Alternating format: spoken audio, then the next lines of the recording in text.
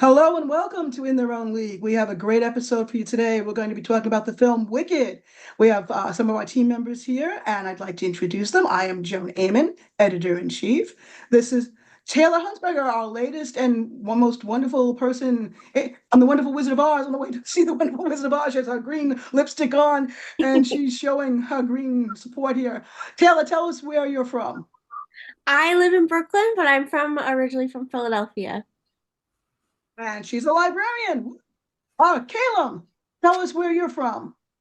Hello, I'm coming to you from Glasgow in Scotland, where it is very, very cold right now. Not too toasty here either, Caleb. From. Hello, I'm coming from Edinburgh, also in Scotland. We've got a good Scottish representation tonight. We do, we do. And the league is an international team, and we are so proud of that. And thank you all for being with us together here. It's going to be fun. So let's get right into it. Let's talk about what we did like about the film Wicked. It's gotten a lot of accolades, it's gotten a lot of press. People are raving about it. So, what did we enjoy about the film? Jelly, you want to jump in? Sure. I mean, I love the musical. I've seen it because I live in New York, but also like I've been aware of it for a while. I went to school originally for theater, but I don't know it like as well, I think, as a lot of theater people. Um, but I just really love the music a lot. And the story. So I think the movie like really I did like that it was kind of longer. I don't remember the stage show that well, but it didn't feel too long to me. It was kind of nice to have a musical that wasn't as rushed. So yeah, I mean, I just like the musical in general. Well, what'd you think? So, interestingly for myself, I've never actually seen or read the Wicked book or the stage play. This is sort of my introduction to Wicked, you could say. But I love The Wizard of Oz, and I know Wicked very much has its own legacy even outside of that. So I guess you could say I was still very much hyped, even though I kind of knew nothing about it. But yeah, no, I really enjoyed it as well. I think it benefits a lot from Cynthia Erivo, who I think, never mind the fact that she is just an incredible singer, but also a very emotive actor who really gets this role down. The set pieces are really fun. And while I do think the special effects are a little bit hit and miss in places, it does really work on that kind of thematic idea of you could argue toppling fascism in a way, given the way it goes. And that final act with Defying Gravity, just, oh my God, that was so brilliant, I thought. Guys, what you think? I liked it. I feel like I have seen the stage play. It was quite some years ago, so I hadn't really remembered what the storyline was. It kind of came back to me as I was watching it. Cynthia Erivo was absolutely the best thing about that film because she played it so straight against everybody else who was kind of a little bit more cartoonish. Um, she was a little bit more serious. Well, not serious, but she played it a bit more seriously. The sets, I loved the sets. The this magical other world with big mechanical. It was a kind of steampunky in a way. Steampunk meets pop sugar, kind of somewhere in the middle. So that's what I really liked about that is uh, um, the the sets, the songs. Yeah, the songs were great. I hadn't remembered most of them. There was a couple of standout ones. There was Popular and Defying Gravity were the ones that I'd remembered.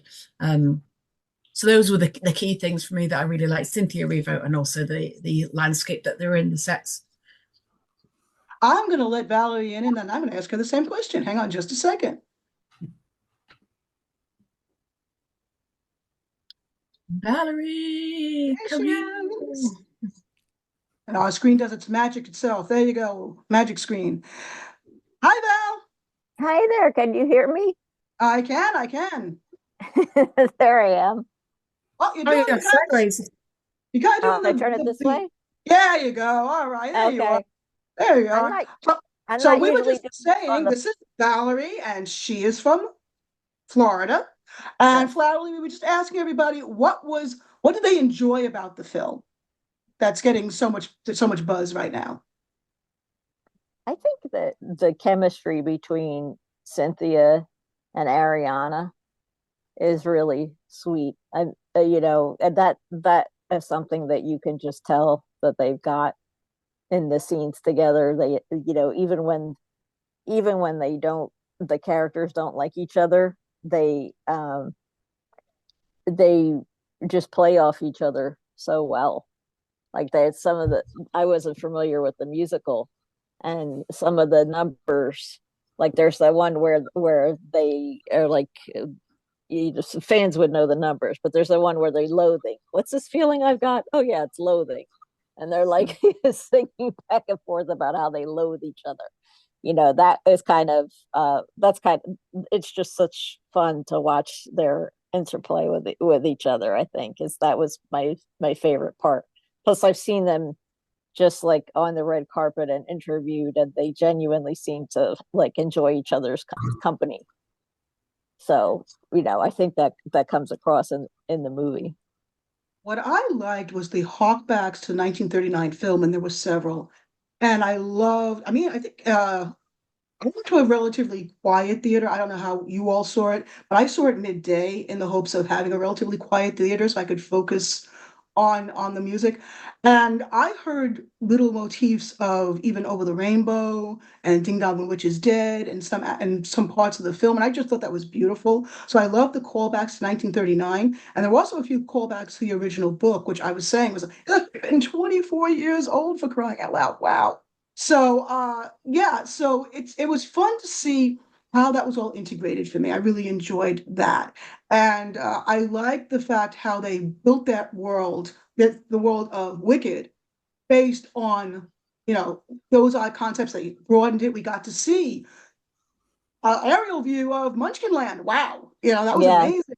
And the great deserts that surround all of Oz. And supposedly that was from the book, that supposedly there's great deserts that surround all of Oz, which is why we can't find it on the map and why it's so hard to escape Oz or enter Oz for that matter. So I thought that was remarkable in that they kind of built on that. And that was really great. I thought that was so much fun. So that was what I really enjoyed besides the music and the singing, which was amazing. I will say though, I went to a local theater, which is small, and I'm not sure our acoustics, even with Dolby Sound, were ready for some of those high notes because it seemed like they just bounced out the walls and drowned out some of the dialogue because the singing was so powerful and it was just so amazing. So I'm gonna give my local theater, negative points for that one. But yeah, but it was amazing to sit there, and I got to see it in a relatively empty theater. But the fun part, and I don't know if you all had this experience, were generations of families, grandma, mom, little girls sitting together watching this was so much fun because you could see that it was kind of a bonding thing for them. I mean, sure, they probably kind of skipped out of school. We won't say anything, but it was so cool to see that because it was midday. But it was so cool to see them all come together and enjoy this. And there was a few instances of families I saw in my theater who did that, and that for me was so much fun. That was like one of the better parts of the film for me to see and hear their reactions to the singing and the bonding and the musical. So that was really cool. So what didn't we like about this film? Caleb, go ahead. What didn't you like about this film? And you are relatively new to the entire world of Wicked, so you're going in with fresh eyes. Yeah, indeed. And so I should say, after I saw the film, I did kind of read up on part two and now, like what happens in the rest of the play. So it's not just me kind of making stuff up now, but I think, and I think Kaz will agree with me, it's because we saw this at the same screening. I think some of the special effects are a bit hit and miss. Like the practical elements of it, the set pieces, they're all marvelous. They're brilliant to look at. The costumes, the makeup, that is all on point. But then some of the special effects, like I noticed in the very opening scene when they have sort of that callback to Elphaba's fate in the Wizard of Oz, like even the bucket looked very CGI to me. And I was like, oh, are we in for? basically, what are we getting into when I saw that? And while I think the length is fairly justified, like I know it's almost the length of the entire stage play run, I do think it seems that some of it is done to kind of give more context to the relationship. I think that's all well and good. But I also do think that there are some plot points in this, like, say, between Elphaba's sister and Bok, where without that part two, without that payoff, it doesn't quite work. Like, I know we'll get into that in part two and everything, so that might retroactively make those things okay. But if you were taking it as an individual film, it works best when viewed through Elphaba's storyline. There's a lot of kind of elements to it that without part two, it maybe doesn't seem necessary to someone who isn't familiar with the whole stage show, if that makes sense. That makes a lot of sense. Makes a lot of sense. It's like, where are they going with this and why is it here? Yeah, I have to say, somebody I wasn't familiar with the stage show, and actually having once I left the movie, and I was at a screening, but they invited public to the screening, so they had some rows blocked off for the critics, and but the rest of the theater was a mix of the public, a lot of kids and families, but and that was ours was on just this past Sunday, so Sunday afternoon.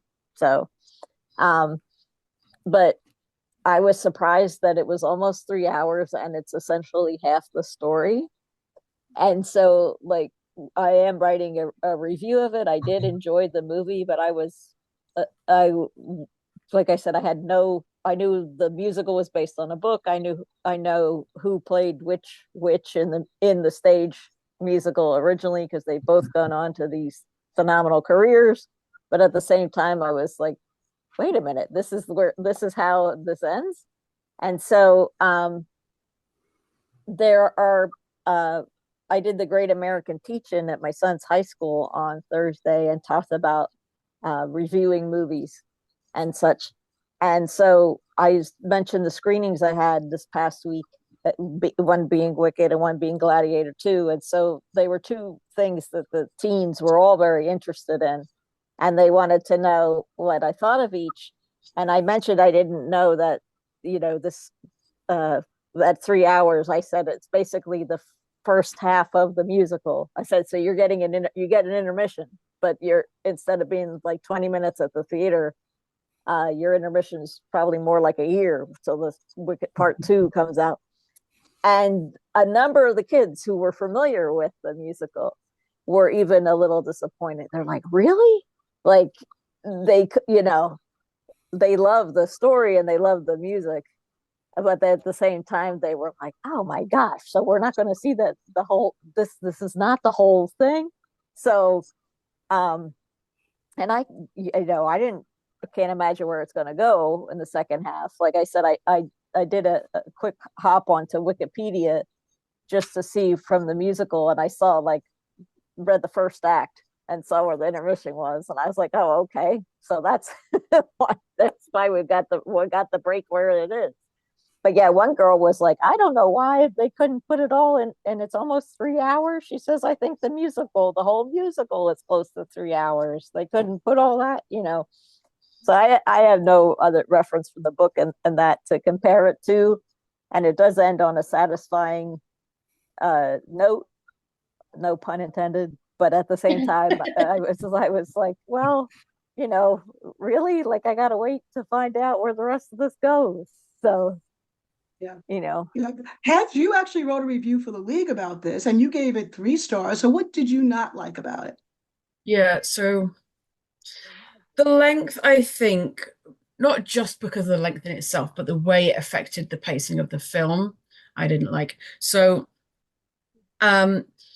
we just kind of forgot the thrust of the story, really. So it became quite a lot about Glinda and Elphaba's relationship. And we kind of forgot this whole thing about the animals that were being shipped off and they were losing their voices and stuff. So we had a long scene at the dance, the dust dance, was it called? Dust. the whatever that Yeah, was That called. was interesting. Ozdust. The club name of the club was Ozdust. That was cute. The dust ball, something, something like that. They kept also, just a sidebar, they kept on saying these words that were like not quite words in the way that we would expect them, and they kept changing them. And I would assume that was a callback to the book or the film or something like that. I hadn't done enough research into that to figure out what that was about. And it really bugged me. I was like, just say the right word because you're not being cute anymore. After the 50th time of doing it, I was like, what do you say the right word? But it had already got my back up for being so long. So that's why I was annoyed about that. But so we had this dust ball thing, and we had this awkward scene with Elphaba dancing in a weird way, and Glinda joining in and the whole thing, and it just dragged out. And I was just like, we get the gist of this. You could have condensed that scene into a couple of minutes and we would have got the gist, but it went on. Then we went from that into the popular song, and now they're starting to be friends again, and they're going to do a whole makeover thing, and that dragged out as well. By the time all that's finished, and 20 minutes has gone by, however long it was, and then at some point later in the film, we get back to this point of all the animals are getting shut it off. And I was like, that was quite an important thing that we just completely forgot about. Everybody else forgot about it as well. And actually, it was a really important thing. All of their professors have been shoved in cages and like murdered or whatever was going to happen to them. We didn't at that point know. And then suddenly the serious part of the story came in, and it felt like it had just been forgotten for too long, and it was just dragging out into a sort of a high school drama as to, are they going to be my friend or are they not going to be my friend? I don't care if you're friends. Be friends or don't be friends, but your professor's just been shoved in a cage and probably murdered, we don't know. And everyone else has run off. I just felt like this is not really the point of it. And then at the end, we had the dramatic last 20 minutes. But that was a lot of, and it was dramatic. That bit was exciting, but it was a lot to cram in to 20 minutes that they were sort of expecting us to be on board with. They got out this magic spell book, and everybody was like, ooh, it's the spell book. And I'm like, have we heard about this before?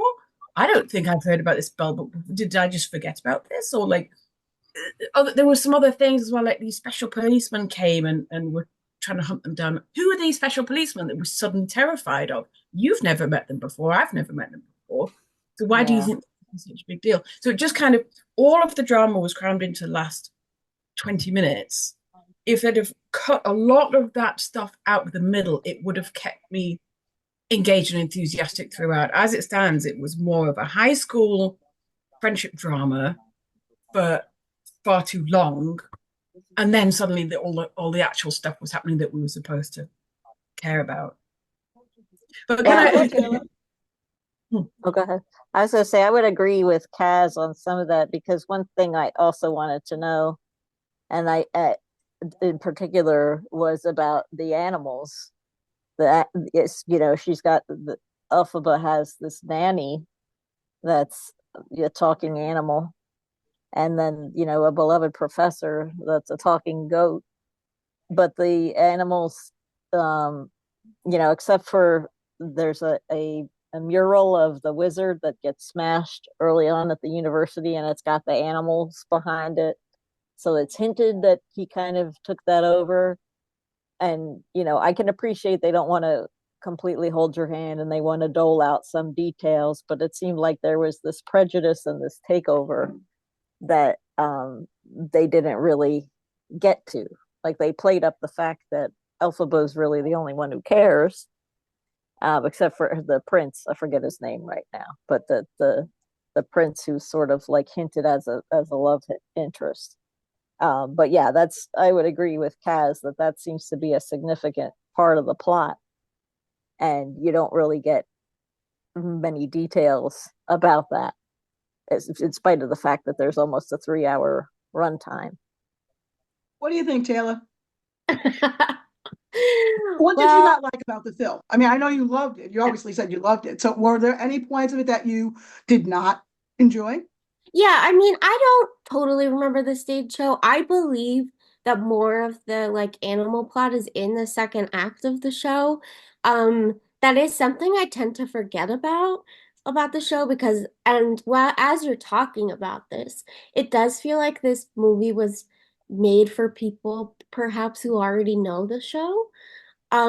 Because it feels like, yeah, as you're saying, like those scenes are drawn out, but I think those are scenes that people who are really into the musical like. So I wonder if that's why they Okay. drew them out that far. But the stuff that I didn't like, I know people were talking about like the lighting during the when the trailers first came out, and I was kind of disappointed that that was kind of the whole movie, that it was very backlit. Most of the lighting was coming from like the windows behind them, and the coloring was very like subdued. And I was hoping that that would change like throughout the movie, and it really doesn't.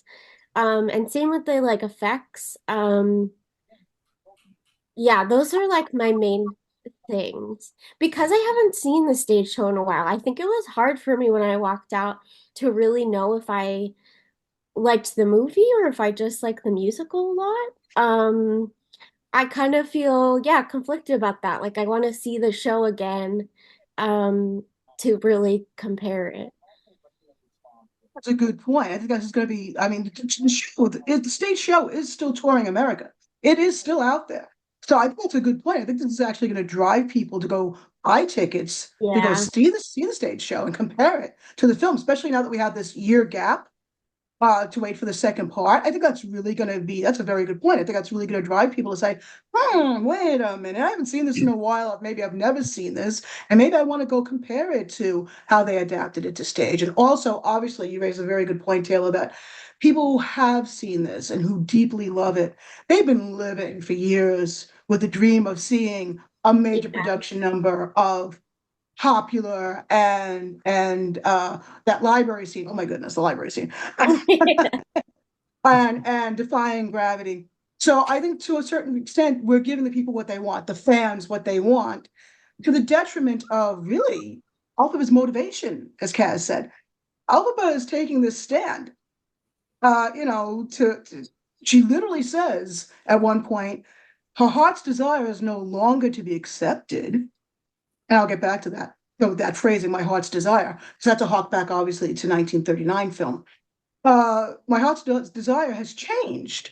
And we lose that impact, don't we? We lose that gut punch, like, wow, she's gonna go out there, she's gonna do this, she's gonna, jeopardize her popularity, even her life, because she's gonna take this stand to the point where it's more like it's almost like Mean Girls, the musical, I So did I did think of Mean that the Girl. the dancing was fantastic. The choreography is amazing.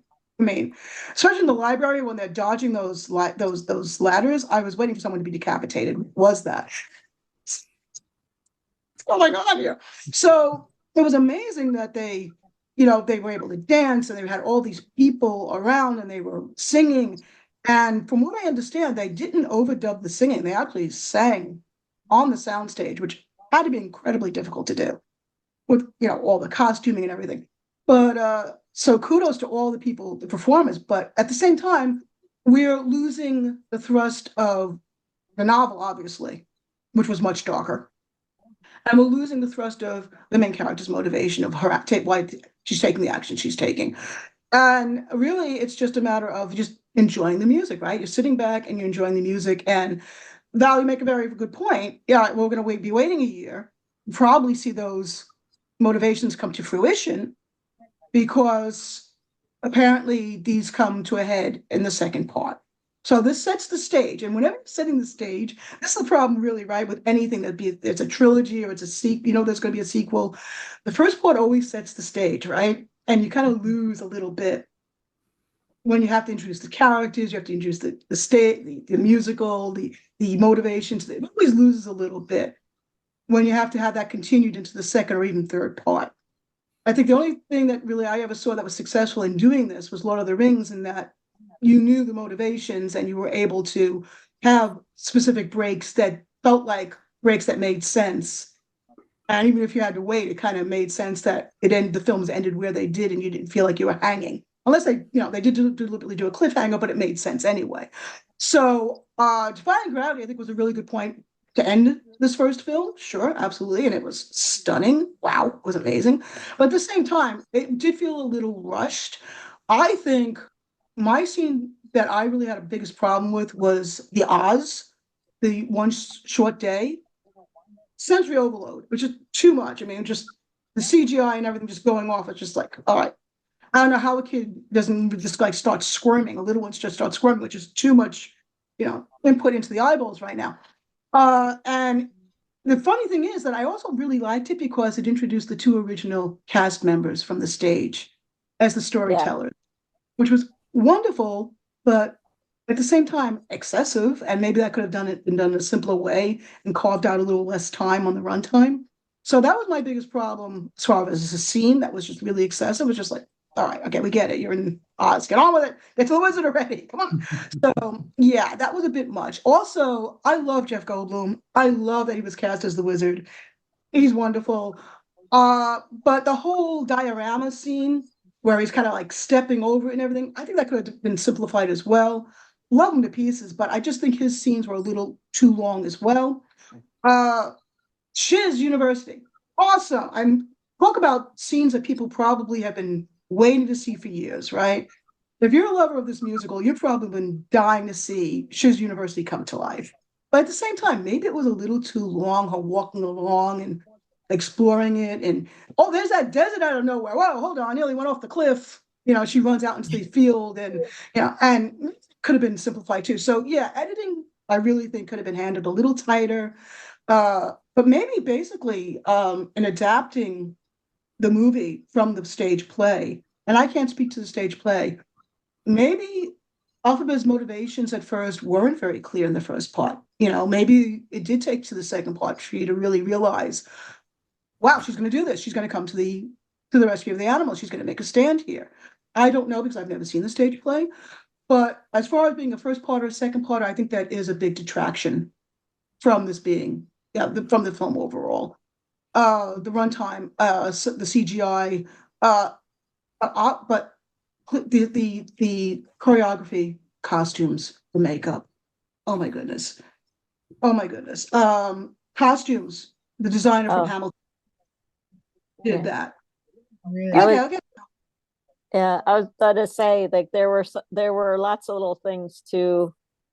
I didn't read much about it going into it, but I did see some other film folks on social media not wanting to spoil the movie, but saying that if you love like old Hollywood movies and love old movies, you will notice some things. And it is like it's like a big musical production, but there are these little touches. Like there's a scene when Jeff Goldblum's at the diorama and he becomes the shadow behind the thing and sets off the balloon, which is like, is from early days of film. There are little touches like that in there that they do, which I thought was really quaint and cool. And Ariana's costumes in particular just look like I don't know, it's looked like one of those old Ginger Rogers things with a lot of the feathers, especially when she's doing the popular number and she's all flouncing around. Like some of the costume design I thought was a lot of fun. And like one thing I noticed, and I didn't know if I could do like a whole piece on this, but because I know, Joan and I are in the U.S. and who else is on the call? Yeah, That the US. isn't. Yeah, okay, I and was in then Brooklyn. the U.S. too. Oh well, I'm a former Brooklynite myself, so hello from Florida. But just having watched the election and the whole so much misinformation and disinformation, and then you have basically she's cast as a villain, and it was the dynamic that you saw at the end of The Dark Knight, that if you want to bring people together, and apparently he brought people together, the wizard, by demonizing the animals, which wasn't entirely made clear. And now he's doing the same thing to Elphaba. Just give them somebody they really want to hate. Right, yes, and you brought that up, which is a great point. The relationship, the dynamic between Elphaba and Glinda. Glinda is her friend, supposedly calls herself her best friend, and yet she is very very passive in her support. She does flinch at the end and does not go with her. And we have this performative support of how she changes her name from Galinda to Glinda. What I thought was very interesting and very powerful was the beginning scene where the witch is dead, and you have these posters in Munchkinland that demonize Elphaba, make her look so evil and so monstrous. And where have we seen that one before? And we have this media, right? We have this media blitz of demonizing Elphaba, which I thought was terrifying in relation to the current political climate here in the U.S. And that we have nothing brings people together like a good enemy. And it's true, and we see that. And this was written 20 years ago. The book itself was written 124 years ago, and yet Frank Baum was calling out the con men in America with the wizard, who he said was, well, in the book he says, "I'm not a bad man, I'm just a bad wizard." But clearly the implications of that is, well, to be a bad wizard, what does that mean? Who do you hurt? Who do you affect by being a bad wizard? 124 years later, we still feel the reverberations of that writ large in our society right now. And this movie brings that out and says, even from 20 years ago, demonizing a segment of the population. When are we going to learn? We're still doing this. We never learn. Society repeats this pattern over and over and over again. And people get hurt, and animals get hurt, society gets hurt, and yet we can't seem to stop that pattern. And uniquely in America too, I think that we really never let that go. I can't speak for other countries, but I think uniquely in America, maybe in other countries as well, we can't seem to let that go. Interestingly, Frank Baum really was very racist against Native Americans, and came out writing against them. And many of his, as a newspaper man, as a journalist, his heirs actually apologized several times for his opinions that he published, that he was very against Native Americans. So we see even in him, this demonization of a minority of the population, that there's always seems to be some need to tear others down to build others up, and it just never seems to be, as a society, something we mature beyond. But we see this opening scene, the demonization of Elphaba, and really that's a terrifying thing. That was scary for me to see that. And then we go into this kind of High School Musical kind of scenario, and then we come back to Elphaba's going to take this huge step. She's going to do this. She's going to defy gravity. She's going to defy Oz. She's going to defy the wizard. And it's kind of like bookends of really terrifying situations. And the sandwich, the middle, is let's sing and dance. So it's kind of like an uneven kind of feeling where you're kind of pushed and pulled in two different directions, aren't you? You're swept into. It's fun. Come on, there's a lot of fun in this film. There's a lot of fun in this film, and I really have to give a shout out for the representation of the other abled in the wheelchair, Nessa's character, which I thought was beautiful, because she's not a child, she's not a baby, she refuses to be handled like one, and Elphaba supports her in that. I thought that was wonderful. I really love that part. I love that she was on the dance floor. I love all of that. However, for the most part, it's fun and games until the beginning and the end, until it gets serious, and it just switched a bit. And that didn't really work for me necessarily. The political aspects of this really were a gut punch to me, and were so obvious in ways I'm not even sure that while they were filming this, was ever intended. Right? Could they have foreseen how relevant it was even while they were filming this? And remember, this was in production for many years.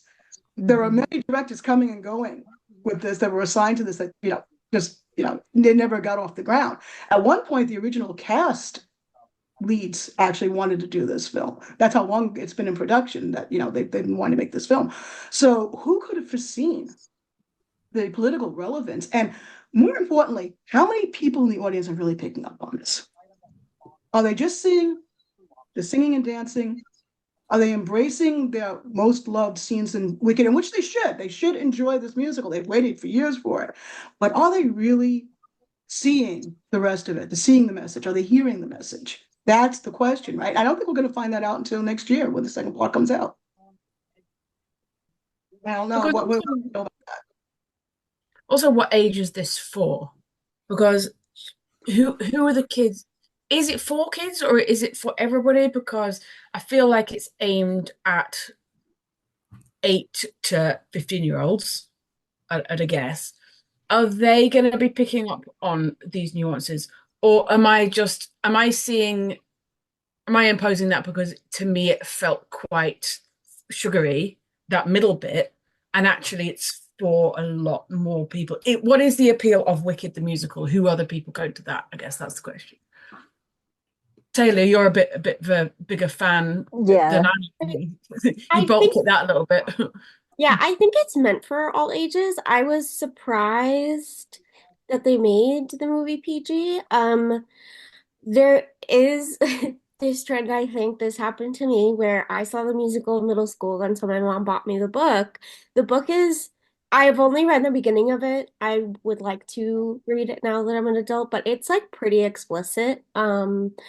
The beginning at least. I forget exactly what happens, but it is slightly different in the movie. Like they hint at the fact that her mom has an affair and that's why she's green.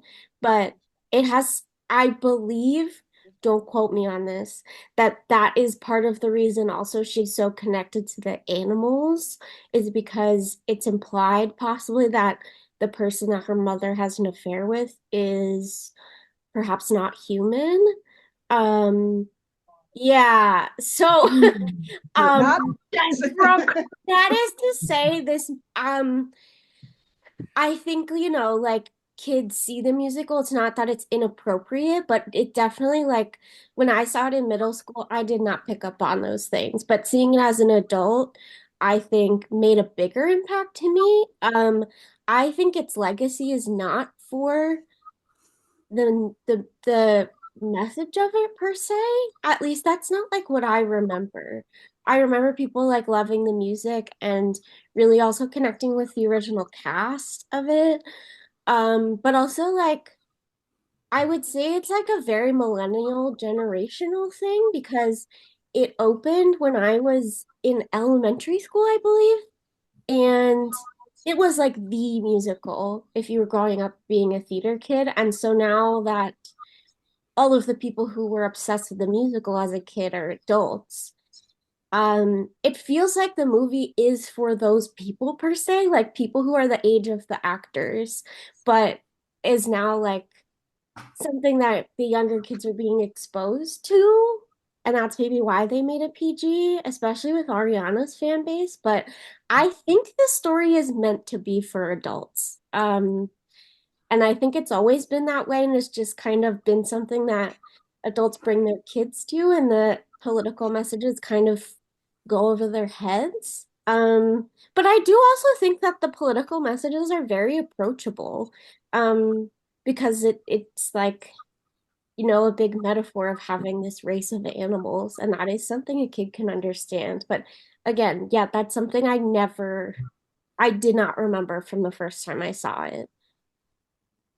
Yeah, the 1939 film is aimed at children. Yes, yeah, it's Yeah. universally right. I mean, it's accessible to adults. Adults love it. Children love it. The 1939 film once it was on TV. I mean, it wasn't originally successful, but once it got on TV, everyone loved it, and it took off. And so the older generation who maybe first got TVs in their homes, they're going to relate to the 1939 film because, wow, I remember when that was on once a year, and they relate to that. And of course, little ones love it as well. And honestly, my biggest problem with the 1939 film, even as a kid, and I don't know if anybody else ever picked up on this, we'll get back to my heart's desire, that word, that phrase.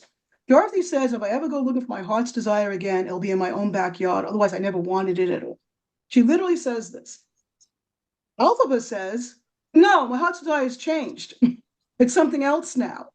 And to me, that is profound connection between 1939 and where we are now, that a woman maybe can have a broader view of what's just beyond her backyard, and it's okay.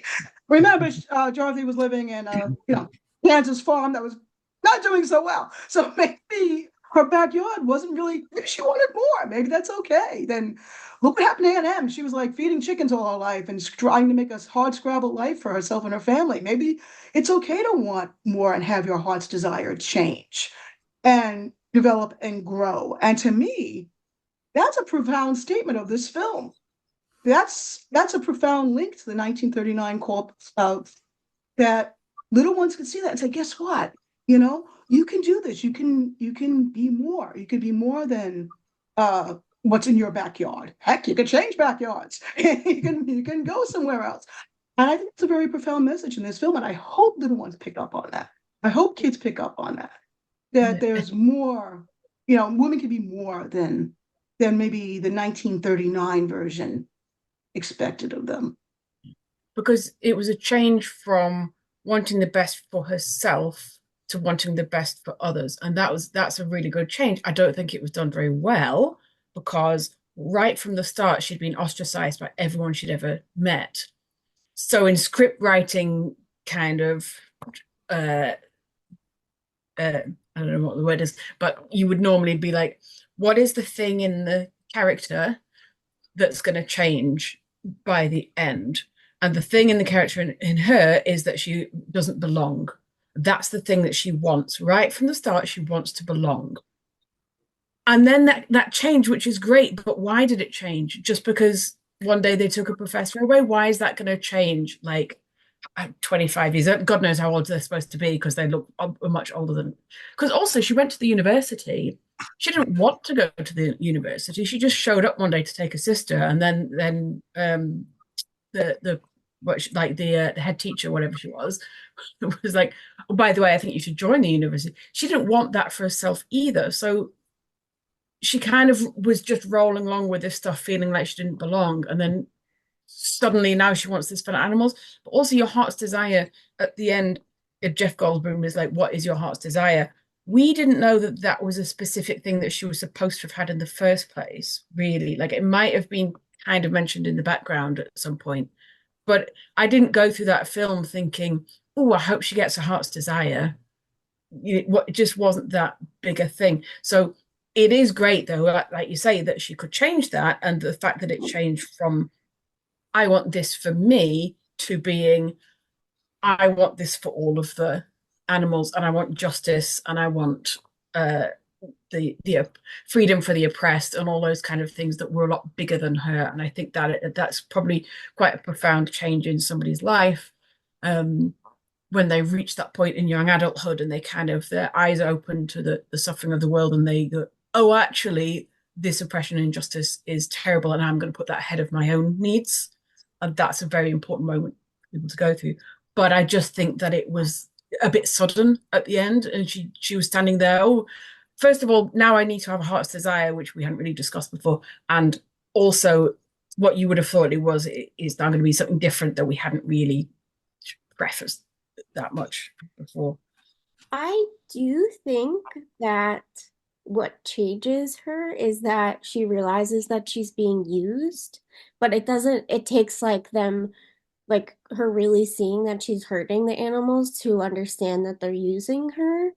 At least that's how I take it, and that's why it's such a big scene at the end and it's so sudden, is because yeah, she doesn't know that they're trying to like train her and trick her into working with them. Yeah, it feels like that's like a breaking point because her like rescuing the lion is one thing, but um yeah, I think she realizes that no one's actually on her side and she's able to like break away without any consequences really because no one's standing with her anymore. Caleb, you Yeah, think you want to say something? yeah, no, it's like, funnily enough, because like that was sort of, I mentioned earlier, like maybe things about the film don't quite work unless part two's involved, but I think you could make a case for the film working as one film if you view Epheba's character arc as one of disillusionment, because I think of movies like, say, Parasite or Sunset Boulevard, which are very different movies, but the thing they've got in common is that the central arc that throughout the story is one of disillusionment. And I think that could be applied to Elphaba. She wants belonging. She wants to, help the animals. She wants to kind of fit in. And she thinks the wizard, who's been built up as this like supreme, all knowing, all caring figure, is the one to help her do that. But then once she gets to the city and realizes it's all a con, actually, he is just a con man who has no power and just wants to put up this facade of power. That is kind of what snaps Evan realize, and she has to realize actually I have to do this for myself. And I think maybe that is sort of what I took from the film is that it's her, and that's sort of what changes. She wants this thing, gets hit with the cold hard fact that actually it's not going to change because society is structured in such a way that it won't allow it to change. And so she thinks, well, if no one else is going to do it, then I'm just going to do it myself. And that not only do I think is that a good setup into the next film, or in the case of the stage show, the next act, but I think if viewed through that lens, you could make the argument of the film working as one part, if, funnily enough, seen through the journey of the main character, if that makes sense. It makes a lot of sense. Makes a lot of sense. She goes through this, journey. Really, she got to the university, like you were saying. She was supposed to be just helping her sister out, right? She wasn't even supposed to be there. Her father was just saw her as really a servant to help her sister. She wasn't even like he didn't really even seem to see her as a part of the family. She was just another servant to help her sister Nessa. And so he even says, "Stay with Nessa, make sure she gets everything she needs." Nessa was the one who's supposed to be learning magic. Meanwhile, Elphaba had it in her all along, and it was never acknowledged, except maybe by her nanny, which again, who was a bear. So the only people who actually ever really saw Elphaba for who she was were the animals. So she goes to the university, and Nesta seems like a very nice person, but at the same time, Elphaba was not supposed to be there. So when they find out that Elphaba has this incredible power, it's easy to get dazzled, right? Hey, suddenly you're popular, as the song goes. Suddenly you're wanted, suddenly you're needed. And then it's found out that, ooh, but not for the reasons I want to be needed. So really, that arc is her development. And it does make sense, Caleb, you're absolutely right with the second part that, all right, here's the setup. The first part of the film, of a trilogy or a film that has a sequel always sets up the motivations, right? So here we have Elphaba's motivations. She's always been treated kindly by animals. She's only ever really been seen by animals. She goes to this place that she wasn't even supposed to be in. She's always dreamed of being accepted by. And it's easy to get sucked in. And I think that in a lot of ways, we see the wizard and Madame Marble. Michelle Yeoh. Can we just do a shout out for Michelle Yeoh? Michelle Yeoh, first of all, she's always gorgeous. What is it with this woman? She never ages. She always looks fantastic. Oh my goodness. Costumes are gorgeous. Michelle Yeoh is fantastic. But Michelle Yeoh appears to be a mentor. Something Elphaba always dreamed of, right? Something she's always longed to have. And she holds herself out to be this mentor. She's so happy to have her with her. They're going to do one-on-one training. It's so easy for Elphaba to be sucked in. And then, maybe that abrupt switch is not such a disservice to the film. Maybe it's what we're supposed to feel like. Yikes. She gets the rug yanked out of her, out from under her, the same way we get the rug yanked out from under us. And it's like, wait a minute, that was great for a while. And we're left with this really cold feeling in this tower while these swarms of police are coming around. And, the party's over. the party's over because, like in Sunset Boulevard, like you said, Caleb, it was great to be living in a palace in Hollywood for a while. The cost was a little steep. Yeah, and that's what Elphaba is feeling. She's feeling like, okay, that was great, but betrayal, right? Betrayal, Caleb, like you were saying. And maybe that with editing, that could have hit a lot harder. Maybe that could have been structured even through the script to be hitting a lot harder, because that's really the setup for the next part or the second act if it was on the stage, which I'm sure it is. So yeah, I mean, I think that comparison to Sunset Boulevard is really intriguing. That's really cool. I like that, Caleb.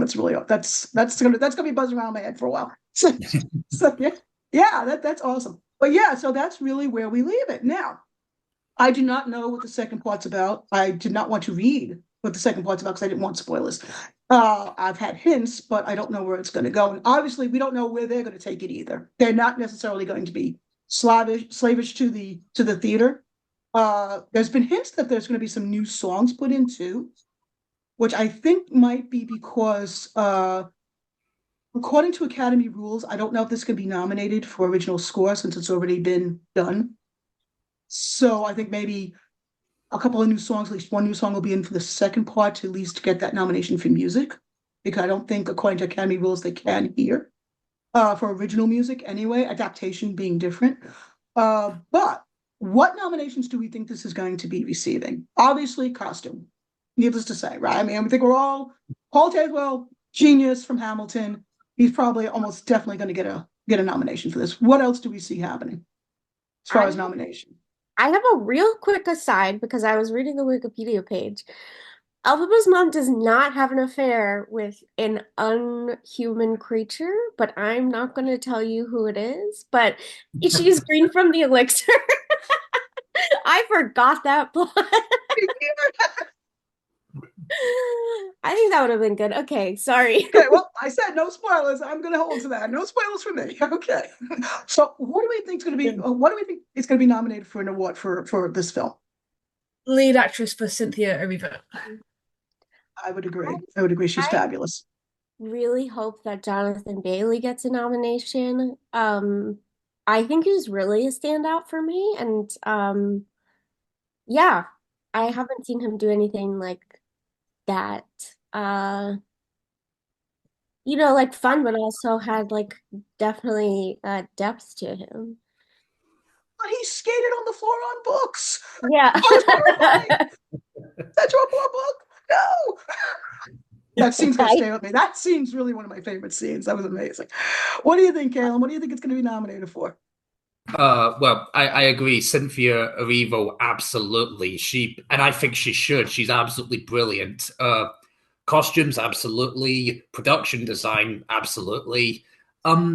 We did actually at the press screening me and Kaz were at, we had this one critic who was absolutely convinced it was gonna win Best Picture, never mind get a nomination, to which I would say, if it wins, I'll eat my shoe. But I don't think it will win. I still think that's gonna be Brutalist or Anora, but I could see it getting nominated for Best Picture, not a win. Currently, I think I probably would say Erivo for actress, possibly a win. I don't know, but I'd be all for it if she did. Cinematography, I don't think so. But like maybe I could see it happening. I don't know if I agree with it, but I think it could possibly get in there. And I've heard buzz for Ariana Grande for supporting actress as well. I don't know how much I agree with that. I think she's good. I think she, interestingly, does a lot of her victorious comedy routine stuff in this as well, which is a nice callback if you're into that phase of Nickelodeon. But I mean, I could see it happening, but I don't know if I necessarily agree with it personally. Kaz clearly is not. Kaz clearly is not. Ariana getting the nomination. I was asking if she's had Botox done because I was like, her face never changed. She didn't show any emotion apart from Sugar Plum. But you did this. And I was just like, what? Why are you? Even in the serious part, she still was that sort of wide-eyed, cake topper kind of demeanor to her. It's just like, grow a backbone, you know. She was just her face never changed. Like, she can sing, she can bloody sing. She was not Oh, funny. yeah. Oh, Yeah. I thought she was funny. I actually laughed several times at her, and I like I mentioned this in the chat that she is kind of interesting. She does seem when she cares about Elfie, she does genuinely seem to care about her, but at the same time, she still has this like she's in this particular privileged world. She's from the uplands, which is something that I chuckled at, where and like that's what she knows. Like the whole way she manipulates. I can't think of the Munchkin Land guy's name, but Nessa Rose's suitor. Yeah, The whole Bob. way, yeah, the whole thing way she manipulates him to ask Nessa Rose out without flat out saying, I'm really not interested in you, which would just be like mean.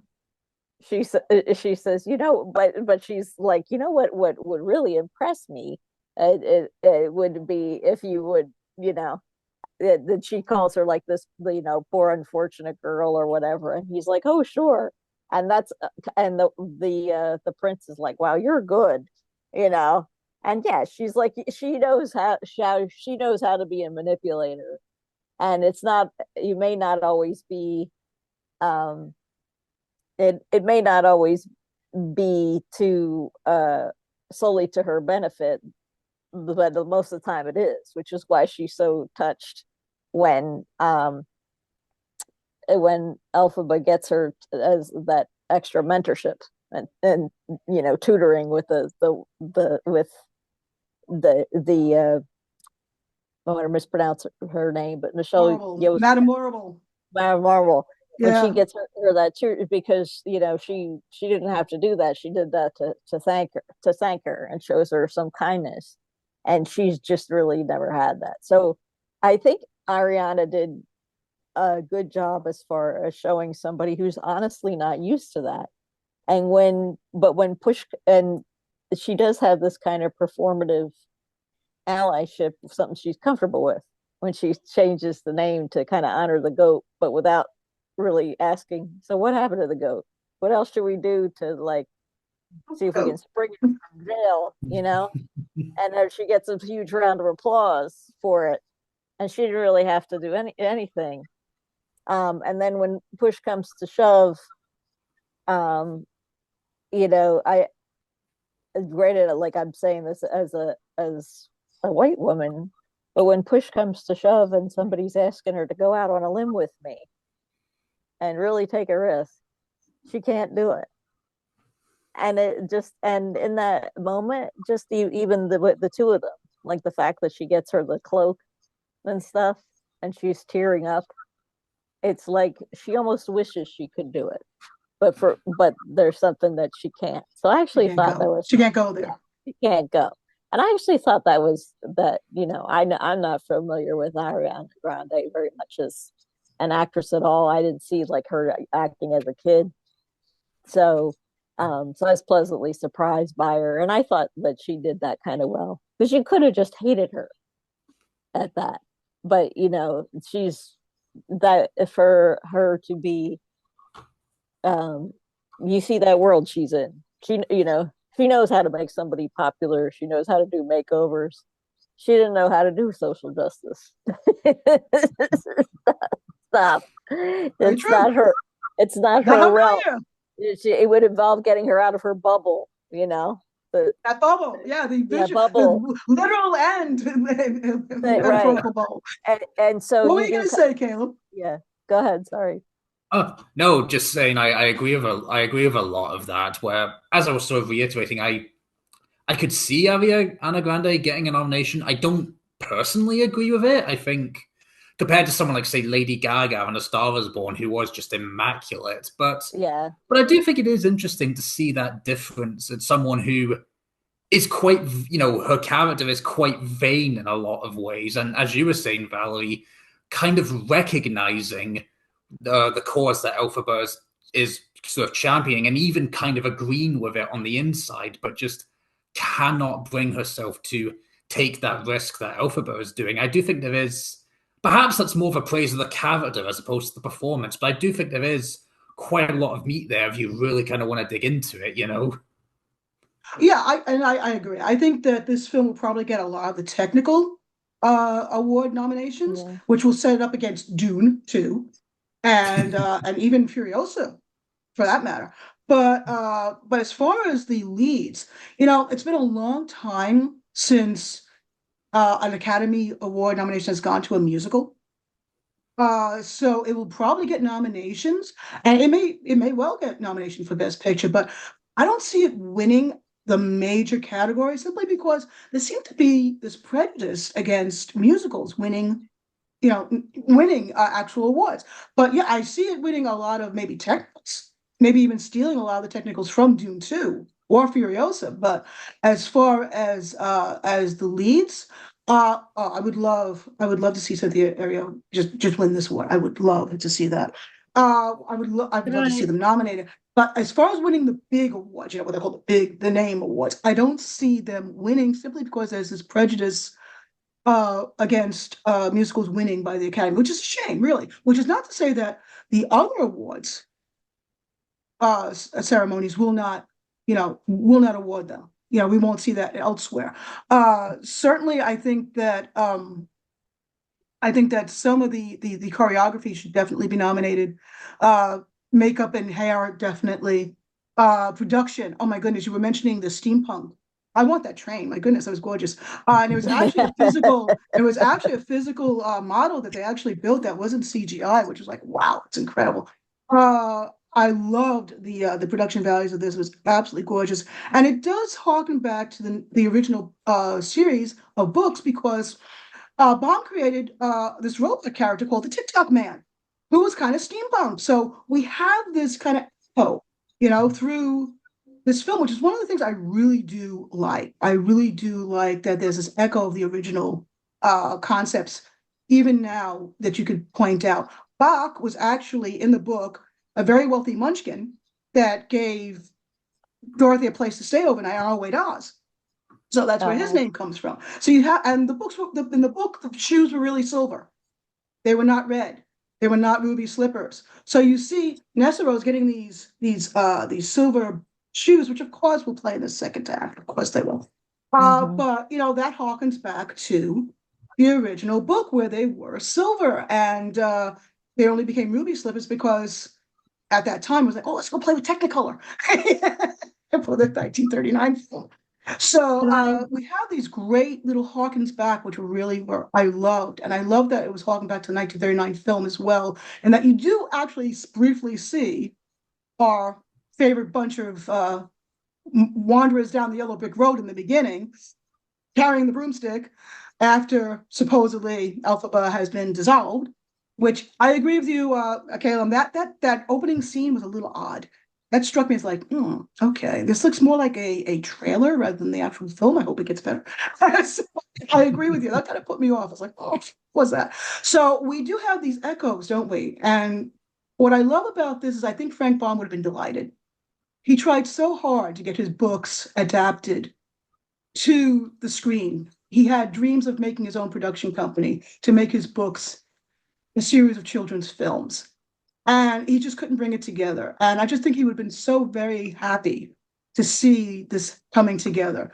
I don't know if he would agree with all the messages, but I think that he really would have been so ecstatic that, first of all, his stories are alive 124 years later. Wow. And I hope this is a revival for his books. And it brings out that, they're out there. There's 40 people. It's not just one.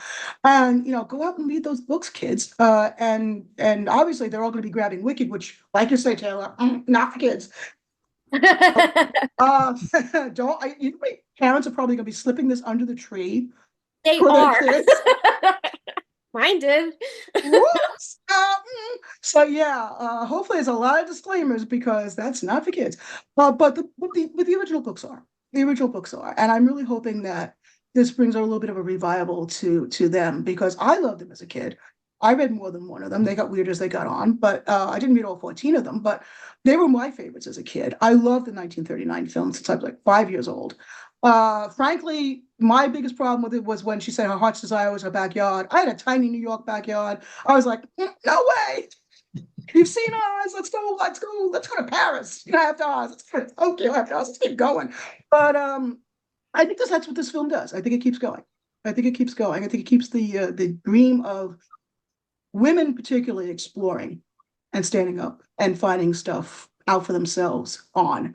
And since Baum was very pro-suffragette, bless his little heart, I think that's really important to point out. This was from the beginning. This isn't some new phenomena. This is something that Frank Baum himself believed in, women finding their empowerment and supporting them. That is, if nothing else, and he was not a perfect man by any means, if nothing else, that comes straight through 124 years later. That story is still out there. I think that's beautiful. We have to wait another year to find out what happens next. So it's been an hour. Thank you all so much for being here. I am Joan Amon, Taylor Hensberger, Kaz Armstrong, Caleb Cooper, Valerie Calfrin. Thank you all for being with us today. This was a great episode. Thank you so much for giving a part of your weekend to be with us today. Thank Thank you. Thank you. Thank you.